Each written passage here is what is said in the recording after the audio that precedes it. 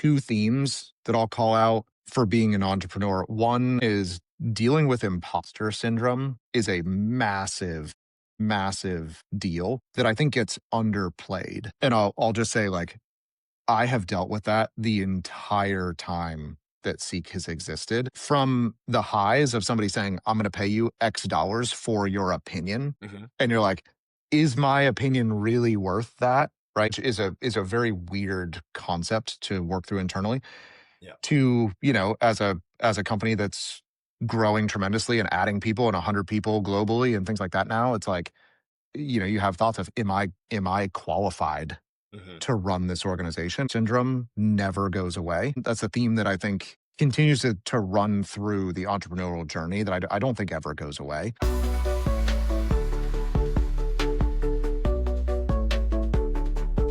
All right. Hey, everybody. Welcome to another episode of the Habitual Growth Podcast. As always, I'm your host, Nathan, and I've got a really exciting guest on the cast today, Mr. Erik Mitchell. And today we're going to be talking about somebody who actually has true entrepreneurship experience. We're going to talk about the invisibility of what happens behind the scenes when you are in a startup. If you are a person who is trying to grow your own business, as you are a person who is a professional and trying to juggle a family, and really get into some of the nitty gritty about fundraising and high growth development. And so, Erik, I'm going to turn this over to you in a second here. But what I really love about you is just your background coming from, number one, an entrepreneurship at heart. Some of what you had shared, you've been doing this for about 15 years. Your latest venture, Seek, is a SaaS platform, which is just reimagining the way that people buy and sell data and insights into their business. But really, what I think you're interested in is really, how do you do this faster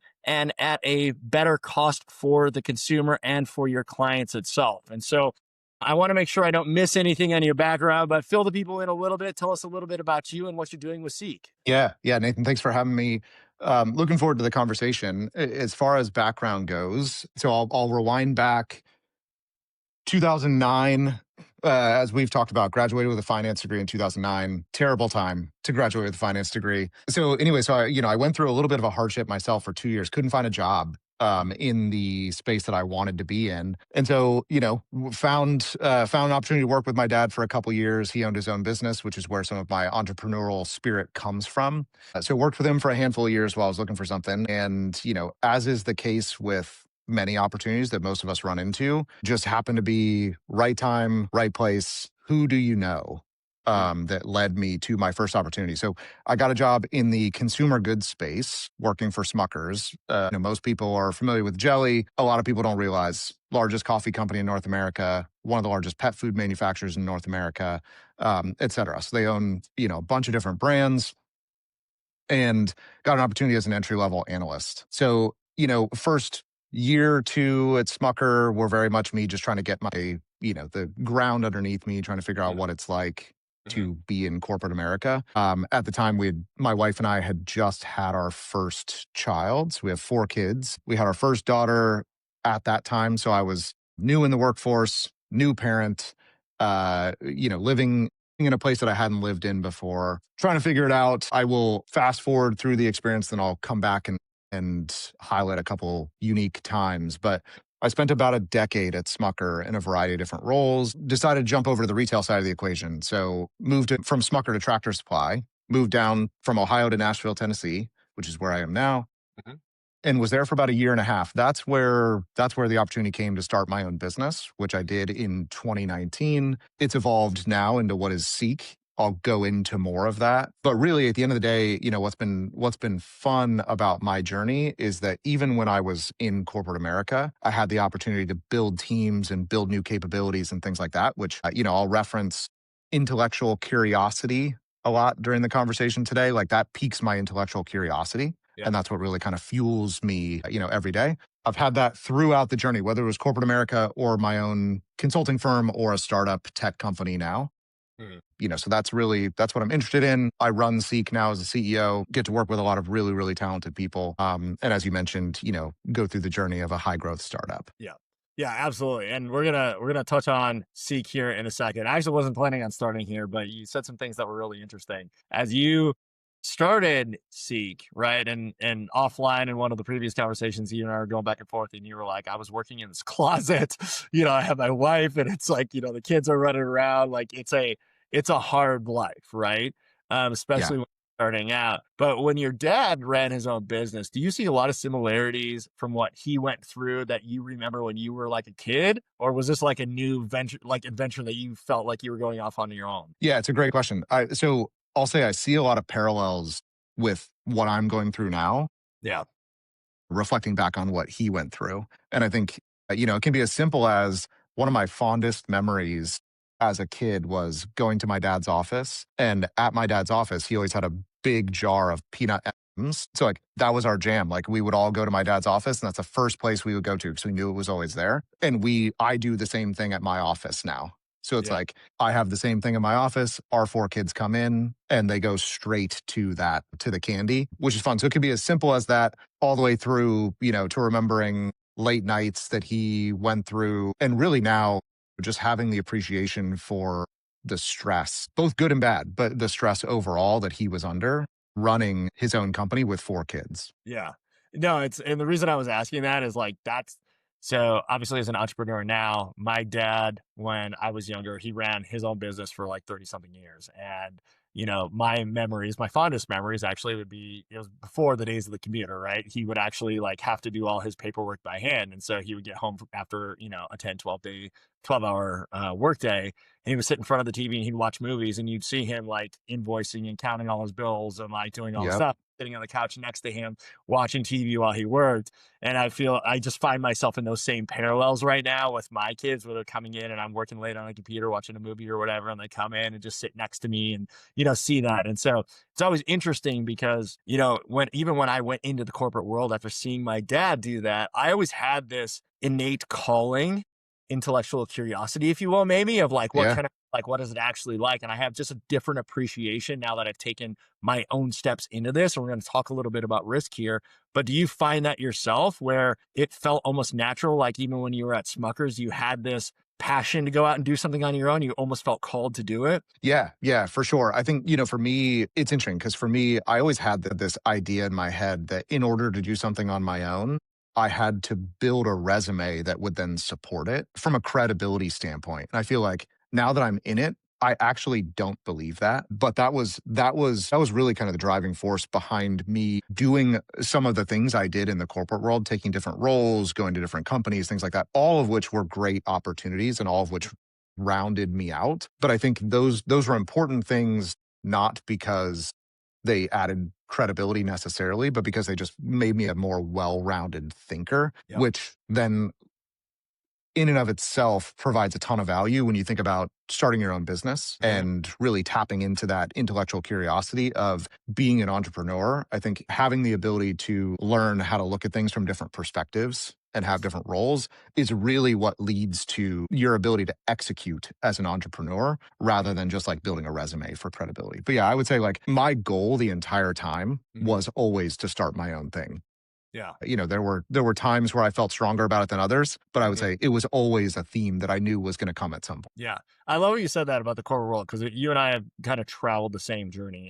And even if somebody is working at a McDonald's or a Starbucks, and those are great roles, but it's like what else? Where else can you expand your skill sets? It could be relationships, it could be how to think about business, accounting, finance, just creative thinking. And I look back on my own personal journey, like you said, and I look at some of the roles I took, how I was managing team members, where those team members were, whether they local, we were sitting around the water cooler ourselves, or were they internationally and it was in a different time zone. What was I Yep. learning in circumstances? And then they all culminate together in a moment where you're like, okay, I'm ready to take the risk. So let's dive into that for you and Seek. Like number one, when did you really feel like, hey, I'm ready, I'm gonna go do this and start this out? And then two, what was that first 6 months like between stepping away from something that was really secure in a corporate job to, hey, family, I'm going to go do this and this is going to be a lot of work and you're probably not going to see a lot of me. Yeah. I would say first and foremost, from my experience, I don't believe there's ever a time where you feel like, yes, this is a great time. I mean, everybody thinks like, oh, I'll wait until this happens when I have this much money in the bank, when my kids are this age, et cetera, then I'll feel ready. I Yeah. think at the end of the day, you never feel ready, in my opinion. I think there are times where you feel more equipped. And I think it's important to capitalize on that feeling when you feel like you're equipped and when you feel like the worst case scenario is you could just go back to what you were doing, which is sort of the realization that I had. So as we think about, I'm a Tractor, I'm a year and a half in, we had built this amazing business around marketing, customer and loyalty analytics. At the Mhm. time, still today, analytics is a hot topic, which is why Seek exists. Mhm. Marketing and loyalty analytics was a really hot topic back when I was at Tractor. So that was, let's call it, um 2020-ish. So actually before that, 2018 to 2020 is when I was at Tractor. So everybody in retail and beyond was thinking about like, okay, how can we capture more information about our customers and how can we use that to drive our business? And when I started to realize that people in corporate America are operating under systems that are designed for risk mitigation, not for risk maximization, Yeah. I'll Yeah. say, right? Opportunity maximization. When I realized that was when I thought, okay, I need something different. Mhm.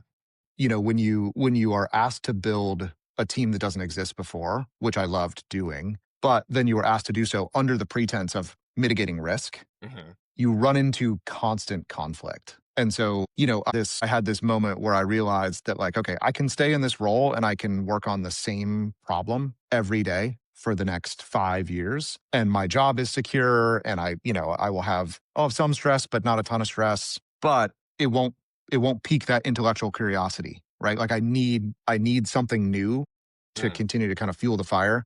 Mhm. So I had that moment mixed with the fact that I had an hour to an hour and a half commute in traffic every day, That's which rough. was the worst. Yeah. So not only did it suck going in and coming home, but it was like when I got home, I was in a bad mood just because fighting traffic for an hour and a half sucks. Yeah. So I get home, I'm in a bad mood. I've, young kids, a wife who's been home with them all day, and then I come home and I'm cranky because I sat in traffic. So, it was one of those moments where I was like, all right, I need a change. Mhm. What was sort of unique for me, I'll say it's unique, but I think everyone has their own circumstances of this, is like the timing was perfect. Mm. It was so I wanted to start a consulting firm. Mhm. I had built a team at Smucker that didn't exist before. That team had dissolved, but they still needed that capability. Mhm. And so what ended up happening was a series of events where I got a call from an old boss that said, "We still need this capability. Mhm. You're the one who built it. So I know what I'm getting if I hire you to come build it again." And I said, "Well, I don't want to come work full time again, but I can start a consulting firm. And that's always been my dream, is to start my own company. Would you be willing to hire me as a consultant? I'll deliver value to you, you deliver value to me." And that's really what took off. Yeah. So that was the moment that I said to my wife, I was like, okay, I think I have something secure enough here to at least replace my existing salary. Mhm. And if I just make what I make today, I will be infinitely happier for, a multitude of reasons. No more commute. I can be a little bit more curious. I can think about starting my own and growing the business, et cetera. Yeah. So it's just, the timing ended up being perfect for that. That timing is amazing, and I don't wanna say it's unique. I think it's great. Probably God's grace that, like, here's an opportunity and it's exactly aligned with, like, your previous role, like, here's the Yep. opportunity. Yeah, I think that's wonderful, and especially, like, basically having a job offered when you started out, right? It's really Yes. I've always actually built businesses on the other side, like, I've had to invest heavily up front, like, build a product and then go sell the product, Yep. and I people that kind of have that flipped upside down, which I mean, I don't think there's one right or wrong model. It's just a different way to approach it. And so just for the audience, like it really does matter a lot of like what your product or service is. Do you have to go build something? Do you have Yes. to invest heavily up front, or can you go sell something right now that you have that you have to build it along the way, but you at least have something there from a compensation standpoint up front generating revenue for the business. Let's talk really quickly around hard lessons. When you first started, obviously the big risk was, hey, walking away from this secure job, as you mentioned, like, hey, I'm going to be happier if I can replace my current salary or whatever you're making or close to it. What were like the hard lessons early on? Maybe two that you can think of that you had to deal with or you and your wife had to deal with versus how you maybe perceive them now as hard lessons? Are they still hard, or would you do it again? Kind of how do you differentiate that? It's a good question. So I would say two of the lessons that I learned very quickly were income is going to come in waves, not as a steady stream. So I think, and I'll go a little bit deeper into that. The second one is the hard lesson you learn is when you start your own company, you're the only one that does the work, right? So you're doing the work, you're selling it, you're building it, you are marketing it, you are servicing it. So it's like at the end of the day, it's you. And so if something goes right, it's all on you. If something goes wrong, it's all on you. And so I think I knew that going into it, but I think the reality of it hits much different when you have, in the first couple of years of Seek, it was just a consulting firm. And so for the first year of it, it was just me. And, I was servicing multiple Fortune 500 companies. I was providing consulting services to them. I was responsible for building some of their solutions as consulting services, responsible for selling additional clients, responsible for marketing the business, responsible for fixing stuff that went wrong. And inevitably in the tech space, I can build a solution perfectly within my little box. The second I put it in their environment, everything breaks. So it's like, all of a sudden I'm like delivering a product that I think is done only to find out it's only 50% done because everything broke. So, I think it's just, and back to your comment, I think there's a very, very different reality of selling from a Seek perspective, selling consulting versus selling a product now. Yeah. Selling consulting, it's probably a little bit different now because of AI and things like that. But at the end of the day, what people were buying was expertise that I had built over time. Right. And really, they were buying perspectives, which is an interesting business to be in, by the way. But I think what a lot of, again, in the corporate world, risk mitigation, right? Leaders are doing is they're buying external perspectives that they can take credit for if they go right, and they can blame if they go wrong. Yeah, that's right. So, You're the fall and guy. it's like, yeah, and it's like, and they're willing to pay a premium for it because they know that in reality, what's going to happen is if that goes wrong, they're going to fire you and they're never going to use you again. Yeah. So it's like, but I didn't have to build anything up front. All I had to do essentially was hop on the phone and provide perspective. Whereas to your point, and what we're doing now is we have to build an entire platform first, which is a completely different model. Well, and what you said too is it's really interesting because really what you articulated is like, it doesn't really matter whatever business you get in, whether you're product first or even service first, you're still building the plane as you fly, right? Yes. And that is a really hard lesson to learn. And I will say from my own personal experience, it was much harder to learn up front. It's to your point. I remember in my first couple of businesses, it was like, well, I'm not really getting money into the business because I'm, building this product. But then it's like, yeah, but you're the only one working to go sell the product. So nobody knows you exist, right? Yes. And I find that really fascinating because you're always building as you're flying, right? It depends how fast your plane goes. It depends how well it can land. But for you, when you were, and let's stick to Seek here, because I know you did some other stuff outside of that, but like with Seek, what did that mean for you, both personally and professionally, when you finally kind of had to make that decision of like, the responsibility lands on my shoulders? Because that was a really weighty conversation for me. And I'll be honest, like I wasn't ready for it at first. And I think that's a lot of time crushes entrepreneurs is you like have this great idea and then the reality sets in. Nobody knows who I am. Nobody's buying my product. Is my product good enough? How come, the conversations are going well, but nobody follows up, right? Like what was that like for you when you accepted that responsibility and had to put that on your shoulders? Man, that's a great question. I'll say I still feel that every day. Like as an entrepreneur, again, we think about it this 6 years ago when I started Seek, it was just me. Fast forward now, we're at about 100 employees, and I still feel every day that this weight is on my shoulders because I'm the leader of the organization. So, at the end of the day, but it's different because it's like I mentioned earlier, if things go right in the early days, it was like if things went right, I was the only one. So it was like, oh, cool, success for me. If things go wrong, it was all on me. Now, and this is not a bad thing. I don't mean this as a negative. If things go right, it is success for the team, not for me. But if things go wrong, it's on me.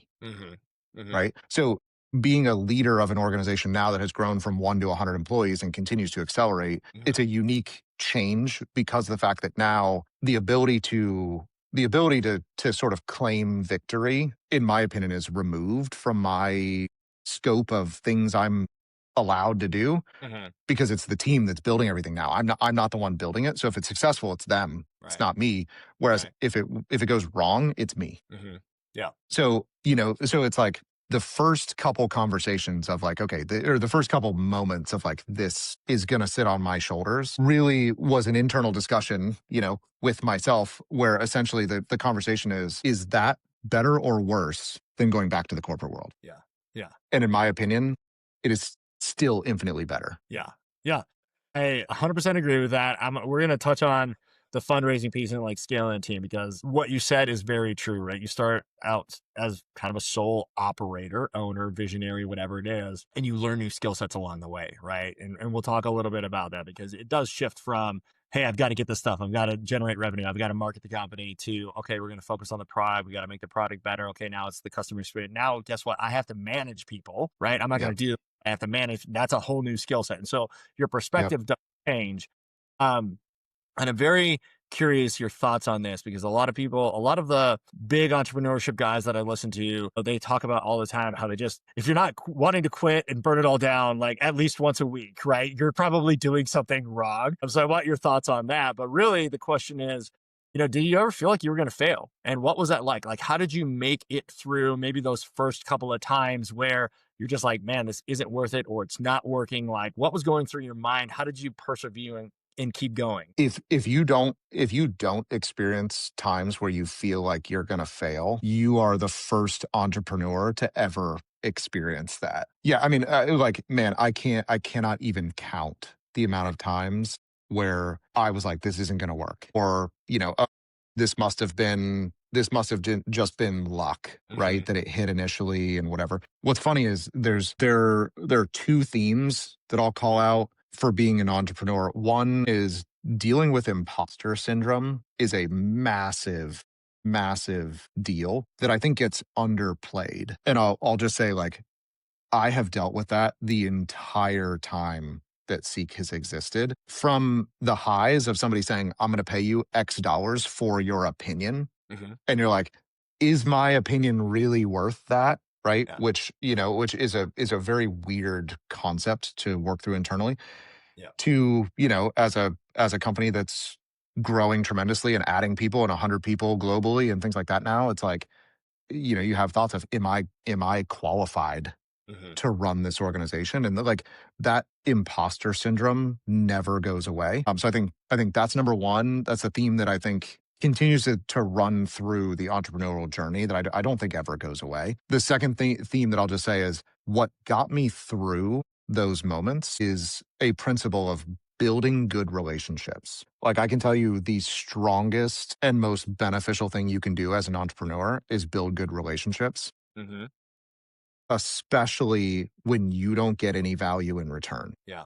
Yeah. initially. So it's like, like, I can't tell you the amount of times where, as the consulting firm, again, thinking back to things I learned from my dad, or I've now realized that my dad went through.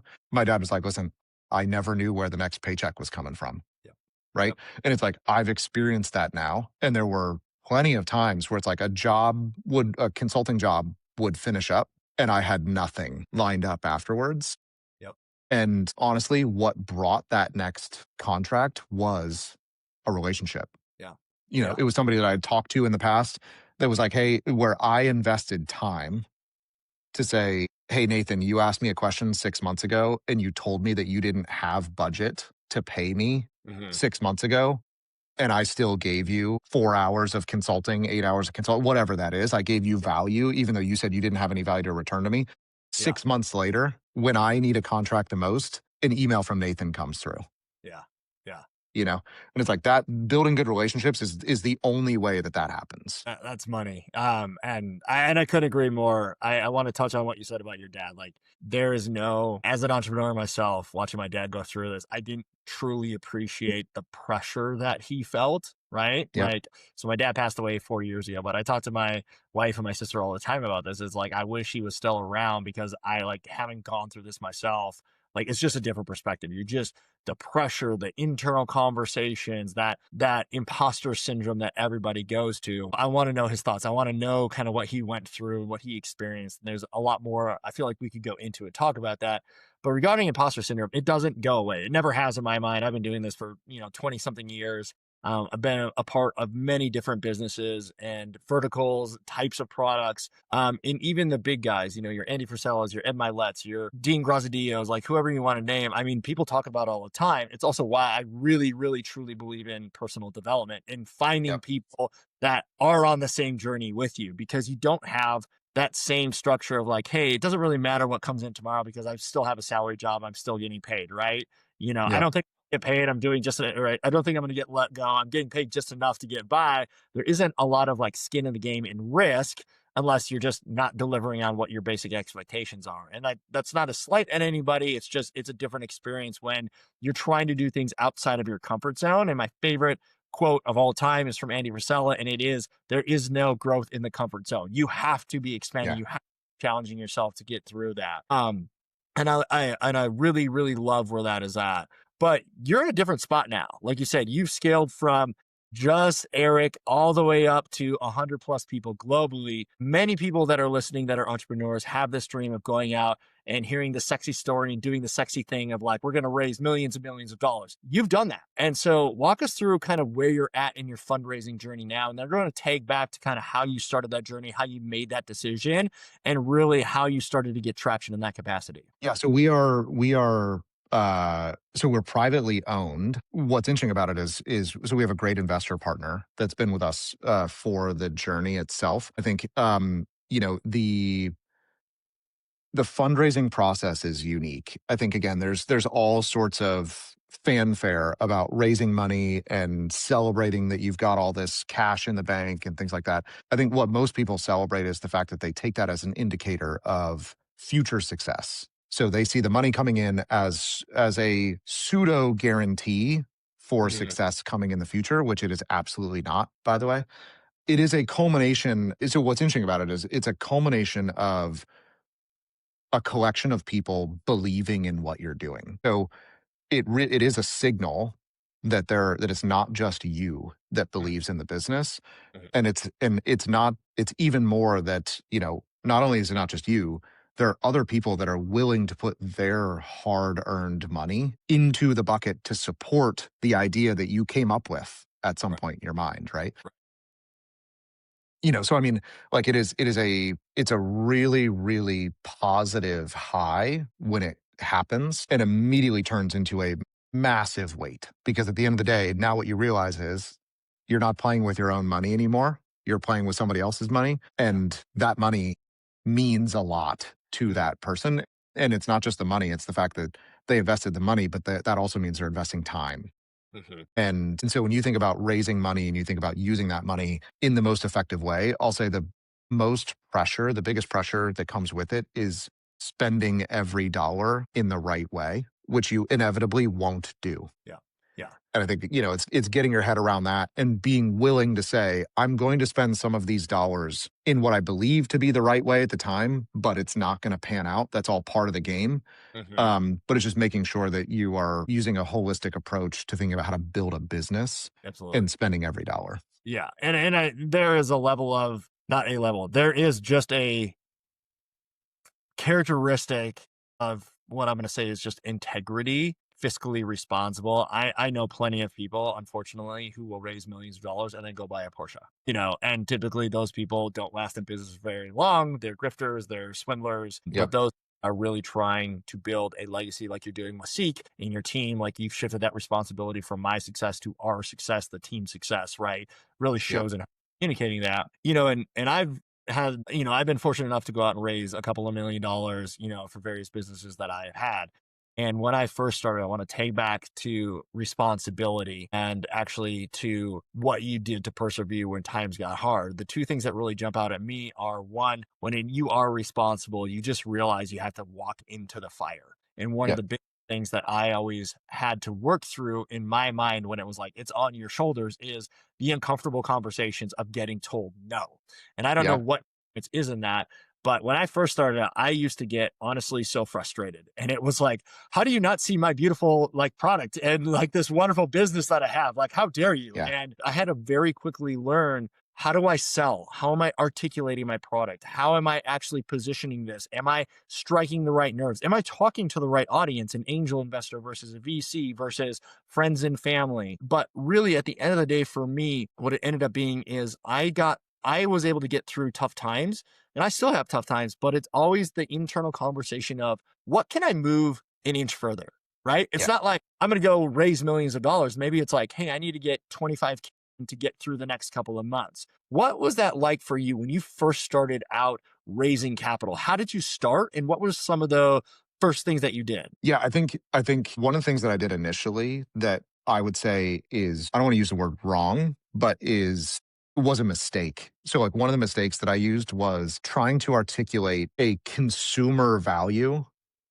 to an investor. Meaning, if I'm talking whoever I'm talking to, if you listen to anybody who specializes in sales or who has been successful in sales, the reason why they are successful is because they can communicate value effectively, and value is highly, highly subjective, right?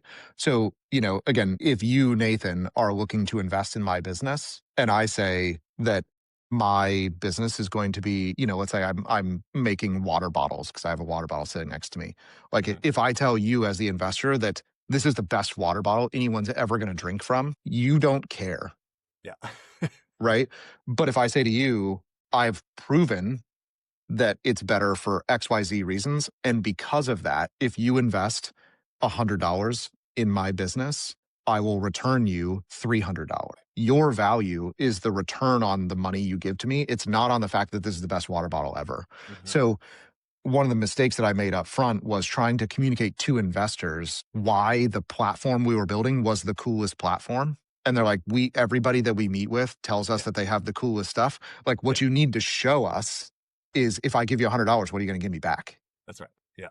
And I think, it's funny to your point. Like, and by the way, so I will take what is probably a stereotype of the investor community Mhm. and sort of debunk it a little bit. I will say most investors, everybody generally thinks investors are dicks. I would say, if you say, hey, what do you think the general personality of a VC member of a VC would be? Or Mhm. things like that. People will be like, they're probably stern, not nice, they're dicks, Yeah. essentially, is what the overall opinion would probably be. Mhm. My experience is vastly different than that. And I would say at the end of the day, investors will find all the nicest ways to tell you no. Mhm. They will tell you, we love your product. It's just that we have the holidays coming up. Yeah. Or we love your product, but we need you to sign one more contract. And then it would be great. Then it'll prove that it's valuable, things like that, right? All Yeah. they're doing is they're telling you no. Yep. And they're just telling you no in very nice ways. Yeah. And so which I think is the reason why it gets so frustrating. Yeah. Because Yeah. to the founder, you're like, I'm so close. Like, if you're telling me that I only need one more contract, what can I tell you that makes you say I don't need that one more contract? Right? You're like, we're this close. I think in all reality, being told no is a hard thing for anybody when you come up with an idea and you think it's great and you want to push it forward, Yep. right? Like you have so much belief in it that being told no is hard. I think especially when you are told no in a nice way. Yeah. 100%. And I would agree with you. I have had pleasant experiences with investors. I've actually never, I think of it. I've had a couple of run-ins with what I will say is disgruntled investors, but investors are people. And like you said, you've got to figure out what their love language is. Yeah. I know people investors that are blunt, investors in my own companies. And it's not because they're rude or they're trying to cut me down. That's our own internal ego talking. That's us being like, well, how can you not be as excited about all this time and energy I spent into this amazing product, which is the best product ever? It's going to do all these things versus, hey, you just want your time back. Like, you just want to Yeah. spend with me, know I'm going to give you a return, feel better about your investment, and then move on with your life. Right. And that took a Yeah. long time for me to get through. At the same time, to your point, the no's, and I think some of those challenges that we all go through upfront when we first start fundraising comes with us being able to then identify the right investors, because there are a lot of people out there that are not good for the investment into our business, right? Money is money, but money, as you said, comes with a whole lot of responsibility. And if you have somebody who Yeah. is a toxic person who doesn't trust you, who is micromanaging, wants control of your business. There's a lot of things to consider as you get into it, but I think that is just learned experience from hearing the no's or having just a bad experience up front and figuring out what to do with it. Yeah. I think the biggest thing for me was finding investors that, number one, respected my prioritization of personal and professional life. Mm-hmm. So, one of my biggest things was I have 4 kids. And when I started the company, I said, I have 4 kids and I'm doing this. I started Seek to spend more time with them. Right. So it's like a lot of people, one of the questions I used to get all the time was like, oh, when you started your company, like, does that mean you spend significantly less time with your family? And I was like, Mm-hmm. actually, no. I spend as much, if not more, because I Mm-hmm. have freedom to now participate in things that I wouldn't otherwise participate in. So, take, for example, this past summer, our son played all-star baseball during the Mm-hmm. summertime. And it's like he had practice at 4 every day for a month and a half. And I was at every practice. And it's like, there are unseen hours where I'm making up Mm-hmm. some work and things like that. But at the end of the day, if I was still working a corporate job somewhere in Nashville and Mm-hmm. had to leave every day to try to get home to then get to practice to do this, do that, eventually my boss would say, you can't leave at 3 every day. Right. And it's like, so, you know, again, what does it mean that I just don't work those hours? Absolutely not. But what it does mean is it gives me the flexibility to work those when I want them. So when I want to do so. So I think number one, is finding an investor that wouldn't ask me to sacrifice my family was important. Another one is finding an investor that is willing to say that they are not the expert in your space. Mm, interesting. I've heard so many stories of companies taking investments from investors who believe that they are experts Yeah. and therefore they try to dictate how the business gets run and the business fails. Yeah. Yeah, that's a very good point. I have heard that and seen that as well. I have not fortunately experienced that. I've just seen it firsthand through other, friends that have their own companies and seeing kind of what that does. But I want to dive into one more investment question. Then we're going to move on to AI and Seek and the future of Seek. But one of the biggest things that I think young entrepreneurs or um, people just starting out deal with is they have this grandiose picture of like, I'm going to take an investment, but then they get into it and they realize, wow, I have to give away a significant portion of my company or way more than I expected. Right. And they're not prepared with valuation. And let's remove maybe the numbers behind it. Right. Because we all know the Yep. numbers have something. But at the end of the day, one of my first investors said a really important line to me, which was, do you want to be the big fish in a small pond, or do you want to be the small fish in the big pond, if that makes Yep. sense? Basically, Yep. like, do you want a big piece of the pie and have something small of it, or do you want to have a big piece of the pie and the pie be very small? And the idea being like, you're going to have to get other people involved. And obviously there's the selling, there's the getting the right investors and all that stuff in the door. What was that like for you? Were you prepared when you started going, hey, I'm going to give X% away from the company, or this is my range? Or did you walk in, were you a little bit shocked what came back to you? Yeah, candidly, I wasn't trying to sell my company. So the way that this happened, so I built Seek over about 2.5 years, eventually brought on a couple of employees. And I mean, the business was scaling a bunch. It's just consulting is really hard to scale. It's so Mm-hmm. dependent on people. Mm-hmm. And people is the most expensive thing to scale. Yeah. And so it was again, timing is everything, right? And again, the one lesson I'll just say is like for entrepreneurs, you might not see that the timing is right. Like at the time, both when I started Seek and when we actually took an investment, I wasn't looking for either of those. Mm-hmm. And so if you asked me at the time, is the time right? I would have said, probably not. But it's back to this whole like, are you ever going to feel ready? The answer is no. So it just comes down to like, is the timing ever going to be perfect where you're like, now is the perfect time. I'm going to go do this. The answer is no. You just have to weigh the pros and the cons of making certain choices at certain times. So we built Seek over 2 to 2.5 years and to a point where I recognized we can all make a decent living here if we stay at this level. It's in the best interest of us, my employees, and future customers for us to think about ways to scale what we're doing because what we're doing is providing value. Yeah. So I was actually approached by the CEO of another company who, at the time said, have you ever thought about selling your company? And I was like, no. And he was like, do you want to sell your company? I was like, no. He was like, do you want to take an investment? I was like, no. It's like, I don't need it. Like, consulting is such a high margin business that it was like, we're growing and we're doing fine. And, I hadn't made the decision to try to scale yet. Yeah. And so, and it's interesting because, he just said, let me show you a number. Let's have a conversation. And so another lesson I'll say is like, never, ever shy away from having a conversation, Huh. like even if you fully intend on not doing whatever the outcome Mhm. might be, Mhm. always have the conversation. Yeah. So we had the conversation and I'll say, again, we've had amazing investors, amazing partners. So what happened with us was we were actually fully acquired. So our investor today basically wholly owns the company. We have employee shareholders like myself and others. Mhm. But what it allowed me to do was number one, have a monetization event personally for me and for our employees, which then allowed us to reduce the stress in our personal lives. And I knew that I wasn't going to be able to scale it without taking on money from somebody else. Yeah. And so, at the end of the day, valuation is always a negotiation. Mhm. That's Mhm. one thing I'll put out there is like, I went in with a number, they came back with a number, and eventually we met with a number that made sense for both of us. And, Yeah. it's always a negotiation. People think like, okay, if I get a valuation, they're going to stick there.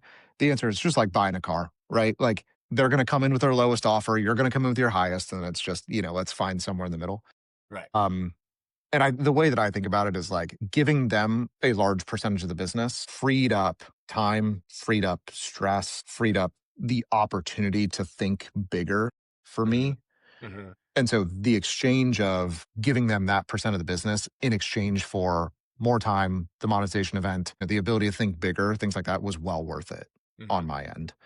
Yeah. Um, well, obviously we've continued to raise money beyond that specific Yeah. time. But I Mhm. think overall, to your point, I am much more satisfied now knowing that I am a medium fish in a much larger pond. Yeah. There's more to eat. I think we have our own mental blocks. And I think a lot of like what young entrepreneurship is about is like overcoming your ego. How do you Yeah. silence internal voices? How do you take no and then turn that into something better? How do you look at what you expected that came back differently and use it to your advantage or use it as an opportunity to do something in the future? Yep. And so to me, there, because I know people on both sides of the coin, some people have, like you mentioned, like we would be fine with where we're at. It's a good Yep. life.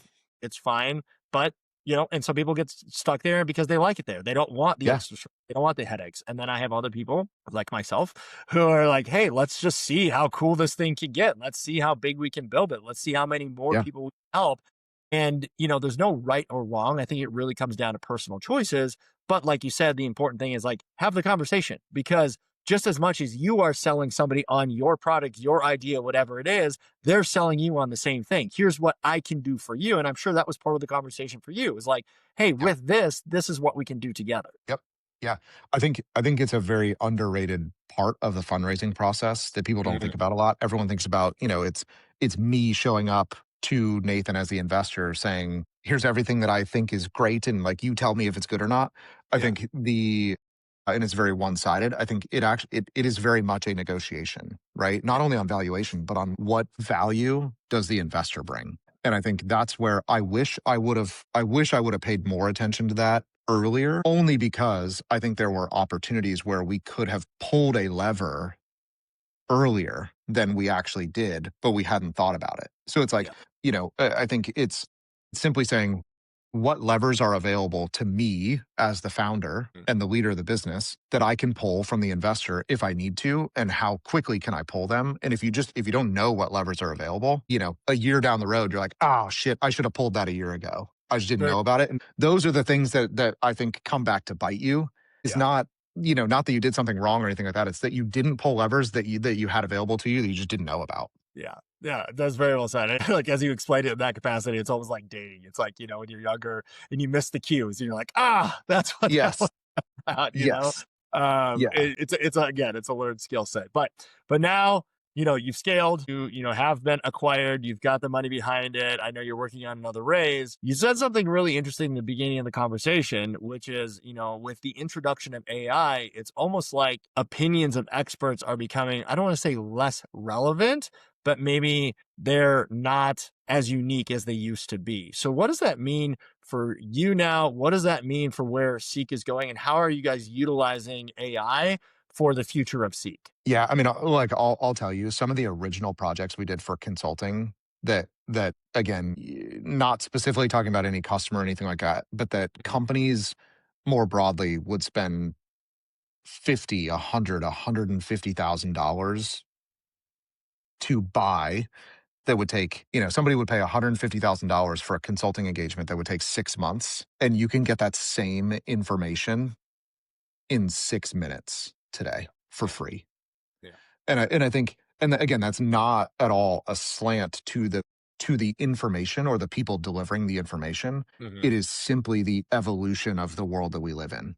Yeah. And I think what's really interesting is people now have a tool in their toolbox that can be leveraged as almost another person. And you can train it to do all sorts of different things. Obviously, there are watch outs, there are nuances to it, there are hallucinations, there's all sorts of stuff, right? But I think like if we speak in an ideal state for a moment, essentially I have the sounding board that I can bounce ideas off of, that I can ask questions about, that I can, get perspective from at any moment all day in seconds.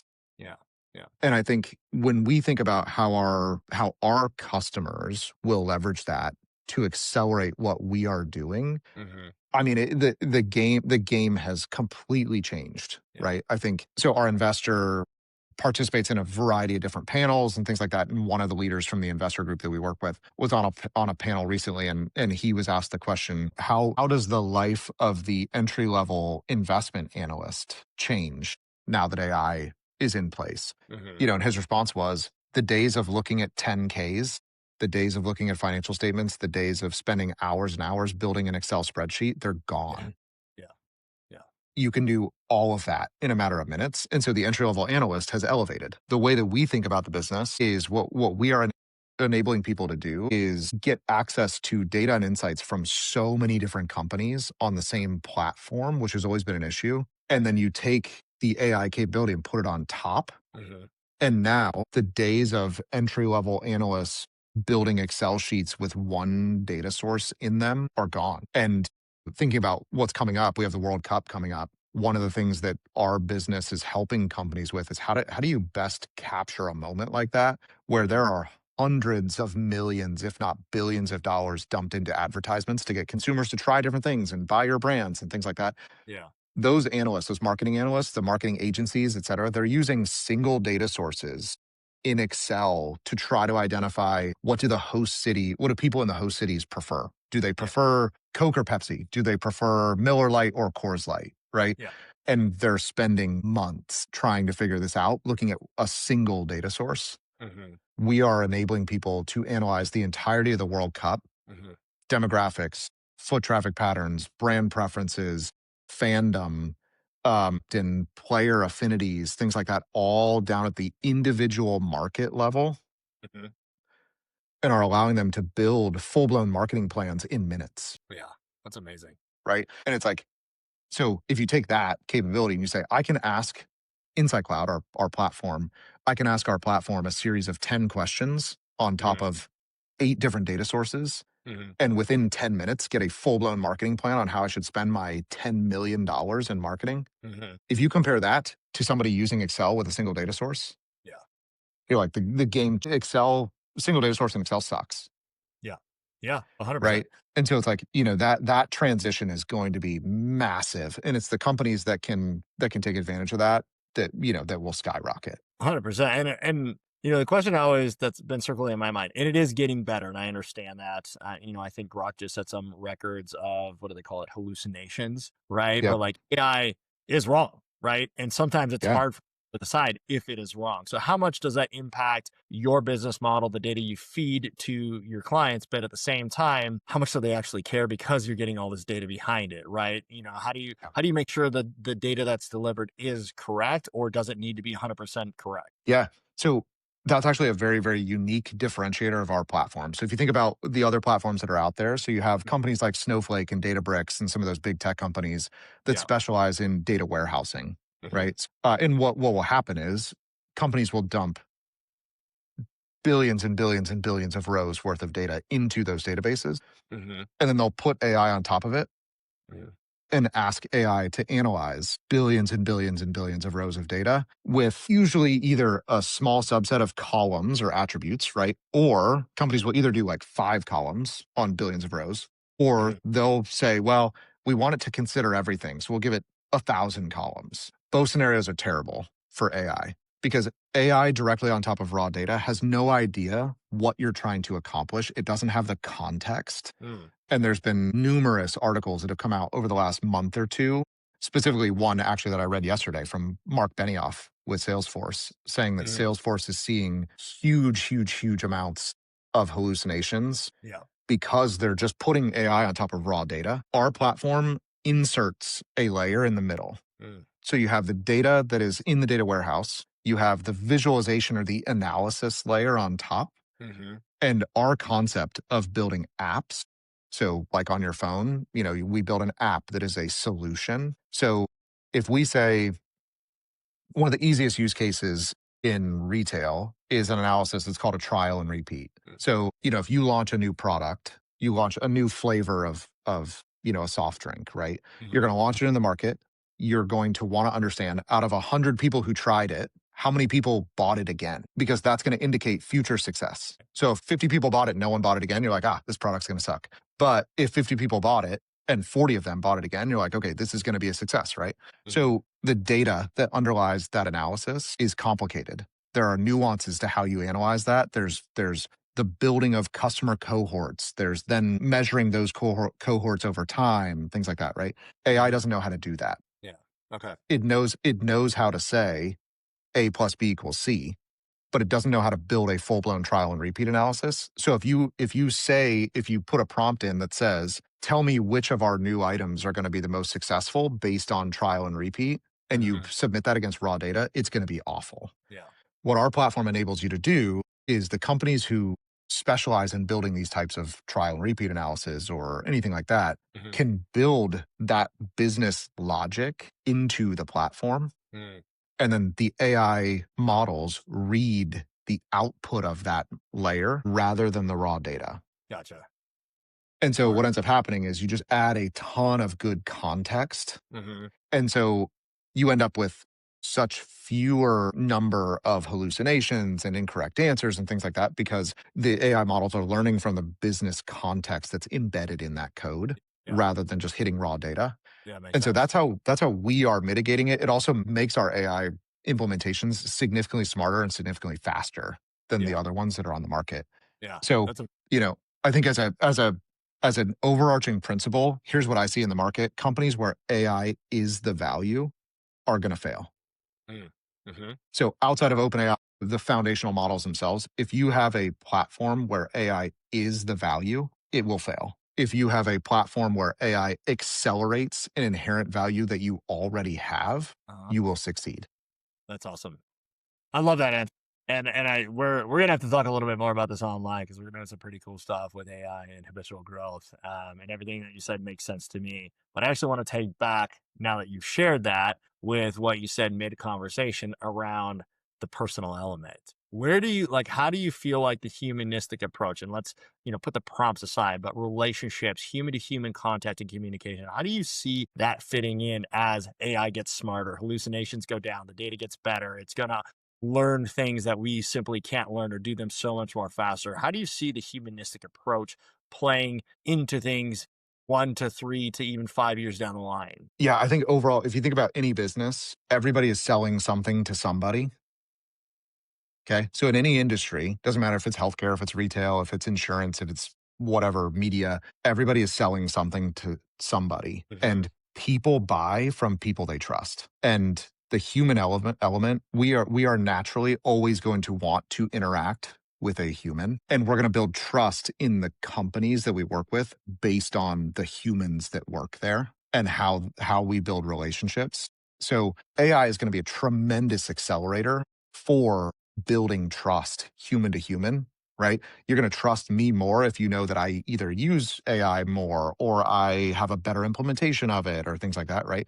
But at the end Yeah. of the day, you're going to buy from me, not from the model. And so when we think about any business and how humans continue to play into that, I still firmly believe that people buy from people, and all else being equal, people buy from their friends, AKA the people they have good relationships with. Hmm. And so you might build a better relationship with somebody because you trust what they're doing more, because they're using AI in a certain way that matches the way that you think it should be used or things like that. But at the end of Yeah. the day, humans are the reason why businesses work Yeah. and will continue to be, in my opinion, the foundational element of how successful businesses are built. Yeah.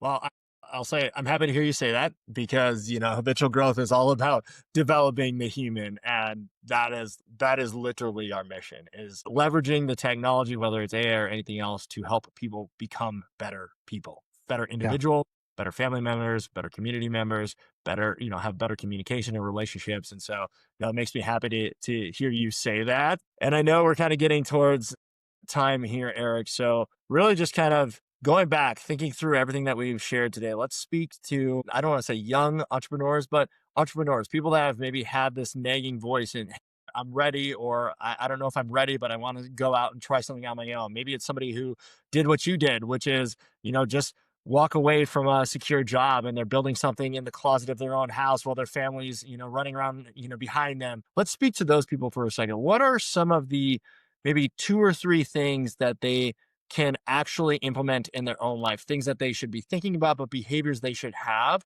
that will propel them forward, even if it's not now, but in the future? Yeah. I think, um, thinking back again, as you mentioned, I built the original version of Seek sitting at an old desk in the closet of my spare room of a house with 4 kids under the age of 8 and a wife that didn't work. Okay. Jeez. If there were odds to be stacked against me, there they are. Right. Yeah. And, the biggest thing that I'll say to people is you should do it. You should try. You'll never regret trying. You will never regret the learning that you will have from it, both from positive and negative experiences. You Hmm. will never have less confidence in yourself because you tried it. You will always come out a more confident, a more well rounded, and just a person who can provide more impact to whatever organization they are part of. You'll always come out better and more well rounded for trying. Yeah. Not everything's going to work. Not everything is going to go super smoothly. This has not been a super smooth ride by any means, just like no other businesses. There's tremendous highs and there's lows, right? I think the biggest thing that young entrepreneurs can work on is understanding, number one, that there's never going to be a perfect time, but understanding how to best communicate what the value of their product or service is to each individual person that is key to making it a success, Yeah. right? So if I'm selling a product, I have to be able to communicate effectively the value to the person who will use it. Hmm.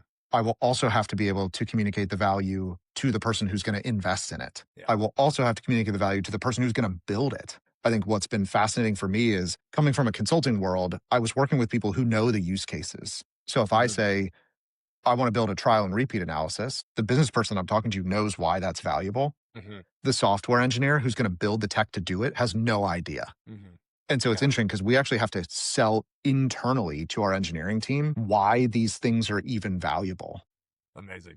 And in their mind, the value is not dictated by how much additional sales it's going to get. The value in their mind is I'm building a software that, that hopefully takes a 2-week process down to 2 minutes. Hmm.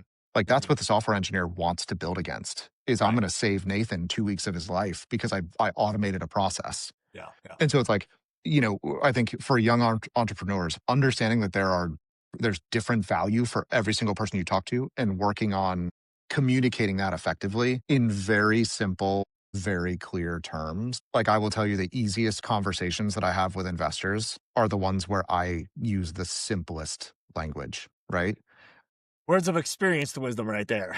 Yes, like use fewer words and forget buzzwords and things like, oh, right, like explain it. If Mm. you can explain your business or your value proposition to somebody who is 5, you are ready to communicate that to consumers, to investors, to builders, etc. So I would say, always try. You'll never come out worse for trying. Like I said, the worst case scenario for me was I went back to the corporate world, which would have been a Fine. perfectly fine living, right? Always try and always work on understanding the value from the other side. Amazing. I love that. I love that. We're going to leave it there. Lastly, Erik, if people want to get in touch with you, how can they learn more about Seek? How can they get in touch with you if they just want to follow up and ask more questions? Yeah. So our website is www.seekinsights.com if you want to learn more about the product. It'll go through a couple iterations over the coming months as we launch some new features, which are really exciting. So I'd say keep up with that. I personally am on LinkedIn. That is my primary social media platform. So you can just search for my name on LinkedIn. You'd find it there. Other than that, looking forward to seeing what we do over the coming months. And obviously everyone can feel free. You could reach out on LinkedIn if you wanted to learn more. Awesome. Well, I appreciate that. And thank you again for your time. You've dropped nothing but just truth here, maybe some hard learnings, giving people really something to think about and moving forward. And again, audience, thank you for listening. We really try to give takeaways that you can go out and apply to your own life. And so really take what Erik, who has proven experience, who has shown you how you can grow a company, how you can raise capital, how you can scale, how you shift responsibility, has done it himself, and really go out and think through some of the decisions you're making, what actually is going to move you forward. So with that, subscribe. Erik, thank you again. And I will talk to you soon, sir. Sounds great. Thanks, Nathan. I appreciate it. Thanks so much.